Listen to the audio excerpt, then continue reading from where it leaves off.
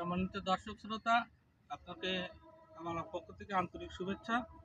এই চাষটি আমি মূলত আমার এক আত্মীয় করতো, তার দিকে উদ্বুদ্ধ হয়েছি। সে 22 কাঠা জমি চাষ করে 2,70,000 টাকা খরচ করে 11 লক্ষ টাকা টমেটো বিক্রি করে। আমি একটা সরকারি চাকরি করি, তখন আমিও চিন্তা করি যে এই চাষটা করা আমার জন্য ভালো হবে। তাই আমি এই 15 কাঠা জমি 15,000 টাকা লিজ নিয়ে এই চাষ শুরু করি। এক একটা লাইনে আমার গাছ লাগানো আছে 250 করে গাছ লাগানো, 2 লাইনে 500, একটা বেডে 500 গাছ লাগানো আছে। প্রত্যেকটা গাছে যদি আমার 4 কেজি করে টমেটো হয়, তাহলে বাজার মূল্য হিসাবে 400 টাকা হয়। তাহলে আমার একটা গাছে যদি 400 টাকা হয়, তাহলে 500 গাছে কত টাকা হবে?